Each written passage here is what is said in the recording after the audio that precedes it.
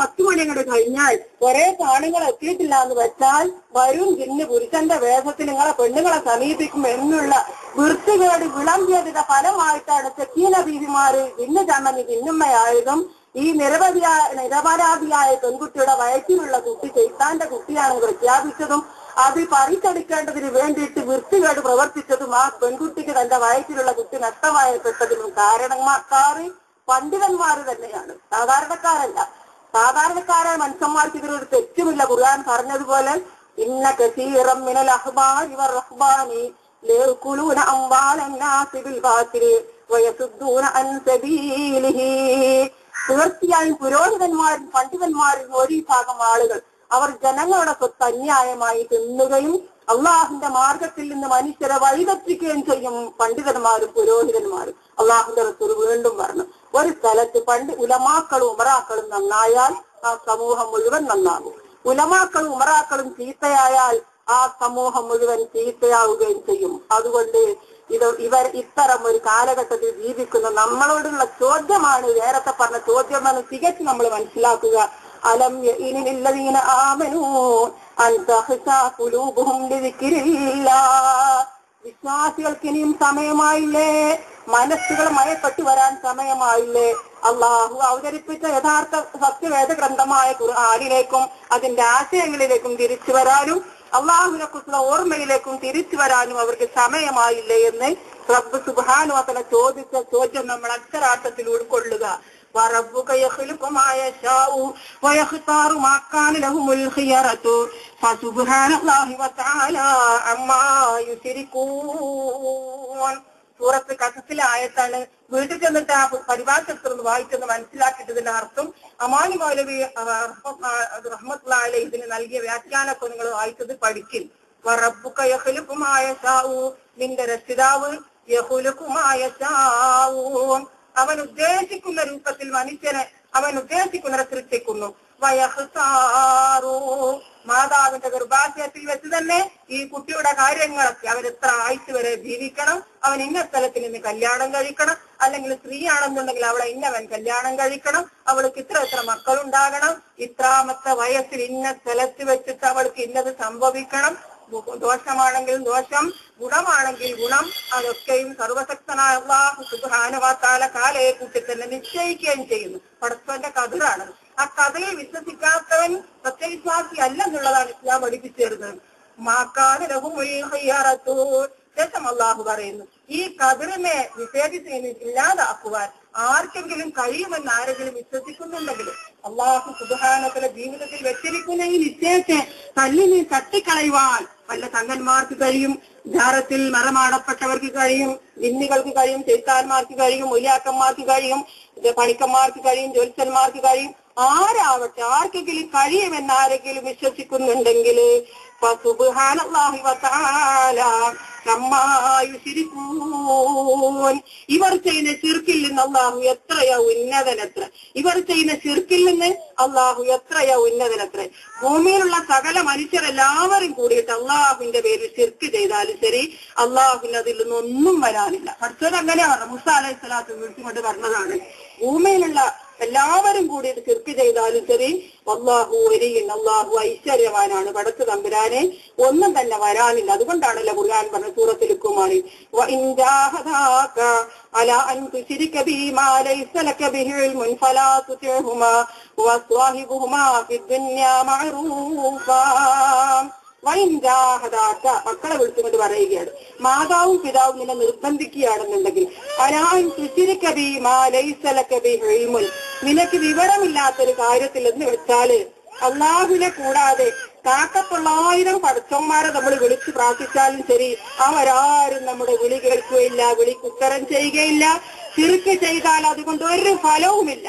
ഒരു ഫലവും ശിർക്ക് കൊണ്ട് കിട്ടാനില്ല. ഖുർആനിന്റെ അടിസ്ഥാനത്തിൽ നമ്മൾക്ക് അതിനെ സത്യപ്പെടുത്താൻ ഒരിക്കലും കഴിയുകയില്ല. ഖുർആൻ പറയുന്നു, യൂലിദുൽ ലൈല ഫിന്നഹാരി വയൂലിദുൻ നഹാറ ഫില്ലൈലി വസഖറ അശംസ വൽ ഖമറ കുല്ലും യജ്രി ലിഅജലിൻ മുസമ്മാ ذلكم الله ربكم له الملك والذين تدعون من دونه ما يملكون من قطمير إن تدعوهم لا يسمعوا دعاءكم ولو سمعوا ما استجابوا لكم ويوم القيامة يكفرون بشرككم ولا ينبئك مثل خبير. സൂറത്ത് ഫാത്തിറിലെ 14-ാമത്തെ ആയത്ത്.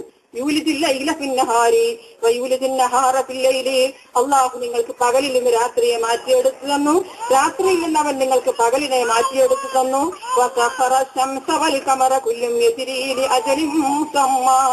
സൂര്യനും ചന്ദ്രനും അതിന്റേതായ താവളങ്ങൾ സഞ്ചാരപഥങ്ങൾ ഒരുക്കി കൊടുത്തു. ദാലിക്കുമുല്ലാഹു റബ്ബുക്കും, അവനാണ് അള്ളാഹു, അവനാണ് നിങ്ങളുടെ റബ്ബ്. ലഹുൽ മുൽക്ക്, അവനാണ് രാജാധികാരം. വല്ലദീന തദഊന മിൻ ദൂനിഹി, അവനെ വിട്ടിട്ട് നിങ്ങൾ ആരെ വിളിച്ച് പ്രാർത്ഥിക്കുന്നുവോ ആ പ്രാർത്ഥിക്കപ്പെടുന്ന ആരാധന്മാർക്ക് മായംലികൂന മിൻ ഖിത്മീർ, ഈ ലോകത്തിൽ ഒരു കാരക്കുരുവിന്റെ പാട പോലും അധീനമാക്കാൻ കഴിയില്ല. ഇൻ തദഊഹും ലാ യസ്മഊ ദുആഅക്കും, ഇനി നിങ്ങൾ അവരെ വിളിച്ച് പ്രാർത്ഥിച്ചാൽ അവർ നിങ്ങളെ വിളി കേൾക്കുകയില്ല. വലൗ സമിഉ മസ്തജാബു ലക്കും, കേട്ടാലും ശരി നിങ്ങളെ വിളിക്ക് അവർ ഉത്തരം ചെയ്യുകയില്ല. വയൗമൽ ഖിയാമത്തി യക്ഫുറൂന ബിശിർക്കിക്കും, അവസാന നാളിൽ നിങ്ങൾ ചെയ്ത ശിർക്കിനെ അവർ നിഷേധിച്ചു പറയും. അള്ളാഹു ഒഴികെ മറ്റുള്ള അവന്റെ പടപ്പുകൾ എത്ര വലിയവന്മാരാണെങ്കിലും ഖിയാമം വരെ വിളിച്ച് പ്രാർത്ഥിച്ചാലും ശരി അതിന് ഉത്തരമില്ല, അത് യാഥാർത്ഥ്യമില്ല എന്നുള്ളതാണ് പടച്ചിലപ്പുരാൻ പറഞ്ഞിരിക്കുന്നത്. അതുകൊണ്ടാണ് അള്ളാഹു പറഞ്ഞ മാതാവും പിതാവും നിനക്ക് വിവരമില്ലാത്തൊരു വിഷയത്തിൽ ശിർക്ക് ചെയ്താൽ അതുകൊണ്ട് അള്ളാഹുവിന്റെ മക്കളിൽ നേട്ടമുണ്ടെന്ന് ഖുർആൻ എവിടെയും പഠിപ്പിച്ചിട്ടില്ലാത്ത ഒരു യാഥാർത്ഥ്യവുമില്ലാത്ത ഈ ശിർക്കിനോട് നിന്നെ വിഷയത്തിൽ നിന്ന് നിർബന്ധിക്കുകയാണെന്നുണ്ടെങ്കിൽ നീ അവരനുസരിച്ചു പോകരുത്. ബാക്കി ദുനിയാവിന്റെ വിഷയത്തിൽ ദുനിയാവിന്റെ വിഷയത്തിൽ നീ അവർക്ക് സഹായം ചെയ്തു കൊടുക്കുക എന്ന് അല്ലാഹു സുബ്ഹാനഹു വ തആല പരിശുദ്ധ ഖുർആനിൽ എടുത്തു പറയുകയുണ്ടായി. മക്കളോടുള്ള ഒരു ഉപദേശത്തിന്റെ സന്ദർഭത്തിൽ മാതാവും പിതാവും സത്യവിശ്വാസികളും വിശ്വാസിനിയും അല്ലെങ്കിലും ശരി അവര് തന്നെ പ്രസവിച്ചു പോയിട്ട് വളർത്തിയെടുത്ത മാതാക്കളെത്തുള്ള നിലയ്ക്ക് അവർക്ക് ഭക്ഷണം കൊടുക്കണം, അവർക്ക് വസ്ത്രം വാങ്ങിച്ചു കൊടുക്കണം, അവർക്ക് മരുന്ന് വാങ്ങിച്ചു കൊടുക്കണം, അവരുടെ നല്ല വാക്ക് പറയണം. ഒരു മുസൽമാന്റെ കടമയാണ് അതൊക്കെ. പക്ഷേ അവർ രണ്ടുപേർ ശിർക്ക് ചെയ്യാൻ നിർബന്ധിക്കുകയാണെന്നുണ്ടെങ്കിൽ മോനെ ഈ ഒന്ന് പോയി നോക്ക്, ഇന്നോടത്ത് നിങ്ങളെ യാറത്തിൽ പോയിട്ട് നോക്ക്, എങ്കിൽ നിനക്ക് കഷ്ടപ്പാടിനൊക്കെ ഒരു അറുതി ഉണ്ടാകും. ഈ ഇങ്ങനെ മുജാഹിദാന്നും പറഞ്ഞ് നടത്തേണ്ട കാര്യത്തില്ല, ആരും അറിയാതെ പോയി നോക്കി എന്ന് ഉമ്മയോ ഉപ്പയോ നിർബന്ധിക്കുകയാണെന്നുണ്ടെങ്കിൽ അവിടെ അനുസരിക്കേണ്ട ആവശ്യമില്ല. ഇവിടെ ഈ വിഷയം പറഞ്ഞ സ്ഥലത്ത് അള്ളാഹു എന്താ പറയുന്നത്?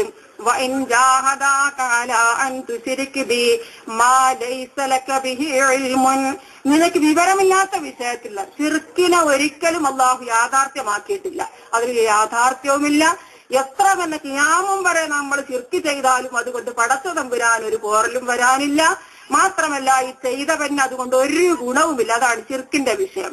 അതേ രൂപം തന്നെയാണ് സിഹിറിന്റെ വിഷയത്തിലും ഇസ്ലാം അത് നിശ്ചയിച്ചിരിക്കുന്നത്. ഞാൻ നിങ്ങൾക്ക് സഹിയ ഒരു ഹദീസ് കേൾപ്പിക്കട്ടെ. അൽ അബീ മൂസ അൽ അശ്അരി അന്ന നബിയ സല്ലല്ലാഹു അലൈഹി വസല്ലം ഖാല സലാസത്തും ലാ യദ്ഖുലൂനൽ ജന്ന മുദ്മിനുൽ ഖംരി വഖാതിഉർ റഹ്മി വമുസദ്ദിഖും ബിസിഹിരിൻ. ഇമാം അഹ്മദ് റഹ്മത്ത് റിവായത്ത് ചെയ്ത സഹിയ ഒരു ഹദീസാണിത്. ഇതേ റിവായത്ത് വേറെ രൂപത്തിലും വന്നിട്ടുണ്ട്. അപ്പൊ അബൂ മൂസ അൽ അശ്അരി റളിയല്ലാഹു അൻഹു പറയുന്നു, അള്ളാഹുവിന്റെ പ്രവാചകർ പറഞ്ഞിട്ടുണ്ട്, സലാസത്തും ലാ യദ്ഖുലൂനൽ ജന്ന, 3 വിഭാഗം ആളുകൾ ഒരിക്കലും സ്വർഗത്തിലേക്ക് പ്രവേശിക്കുകയില്ല. മുദ്മിനുൽ ഖംരി, ലഹരി സാധനം ഉപയോഗിക്കുന്നവർ, കള്ള് കഞ്ചാവ് മയക്കുമരുന്ന് ഉപയോഗിക്കുന്നവർ, സ്വർഗം അവർക്കില്ല. അവർ എത്ര തന്നെ നന്മ ചെയ്താലും സ്വർഗം അവർക്കില്ല. വഖാതിഉർ റഹ്മി, കുടുംബ ബന്ധത്തെ മുറിച്ചു കളയുന്നവർ. വമുസദ്ദിഖും ബിസിഹിരിൻ, സിഹിറിനെ സത്യപ്പെടുത്തിക്കൊണ്ടിരിക്കുന്നവർ. വരുന്നതൊക്കെ ജീവിതത്തിൽ എന്തെങ്കിലും തലവേദന വന്നാൽ, ഒരു വിഷമം വന്നാൽ, ഒരു ദീനം വന്നാൽ, അല്ലെങ്കിൽ മകൾക്ക് കല്യാണം വരാണ്ടിരുന്നാൽ, ബുദ്ധിമുട്ടുകൾ എന്തെങ്കിലും ഉണ്ടായാൽ അതൊക്കെയും അയൽപക്കക്കാർ കുഞ്ഞായിച്ചു അല്ലെങ്കിൽ വീപ്പാത്തു, തനിക്കെന്തോ ചാത്തനെ വിട്ടോ കുട്ടിച്ചാത്തൻ അയച്ചോ സിഹിർ ചെയ്തോ എന്നിങ്ങനെ വിചാരിച്ചുകൊണ്ട് ആ ഒരു കാഴ്ചപ്പാട് വെച്ചുകൊണ്ടിരിക്കുന്നവർക്ക് സ്വർഗലോകമില്ലെന്നുള്ളത് അള്ളാഹുന്റെ റസൂല് പറഞ്ഞു. ഹദീസ് തന്നെയാണ്. സംശയങ്ങൾക്ക് ഉണ്ടെങ്കിൽ ഒരു പരതി നോക്കി ഹദീസ് ഗ്രന്ഥത്തിൽ വായിച്ചു നോക്കി എന്താണ് ആ പറഞ്ഞത്.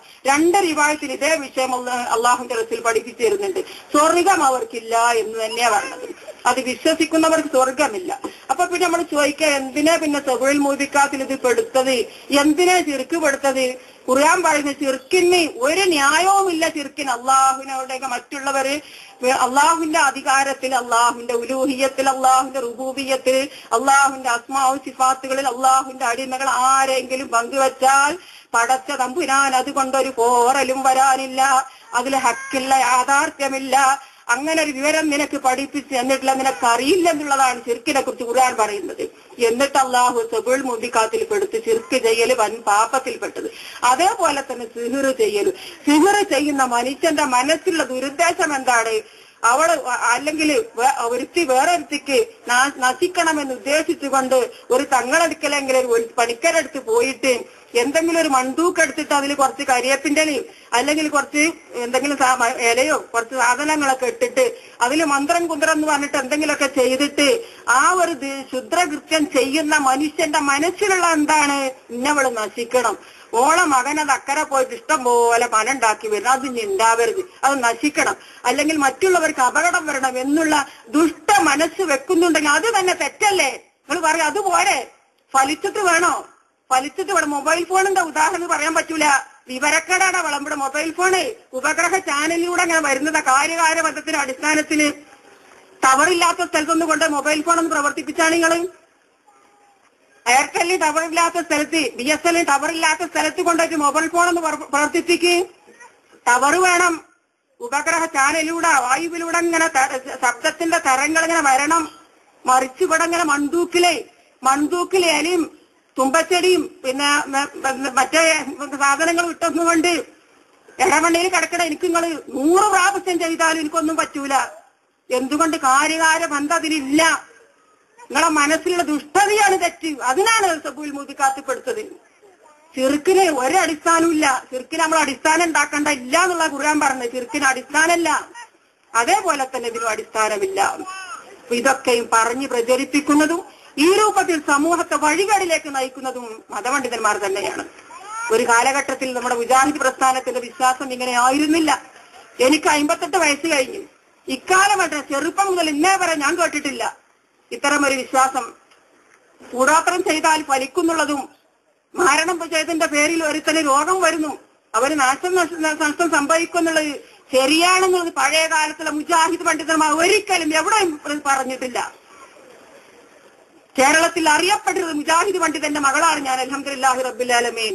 അലവി മൗലവി ഈ പ്രസ്ഥാനത്തിൽ ഒരുപാട് ത്യാഗം സഹിച്ച, ഒരുപാട് പ്രയാസങ്ങൾ അനുഭവിച്ച, ഒരുപാട് വാദപ്രതിവാദങ്ങൾ, ഖണ്ഡനപ്രസംഗങ്ങളും മതപ്രസംഗങ്ങളും നടത്തിയ ജീവിതം അതിന് വേണ്ടി നീക്കിവെച്ച ഒരു പണ്ഡിതന്റെ മകളാണ് ഞാൻ. അൽഹംദുലില്ലാഹി റബ്ബിൽ ആലമീൻ. ഞാൻ കേട്ടിട്ടില്ല ഇത്തരം ചിർക്കിനെ കുറിച്ച് പഠിപ്പിച്ചത്.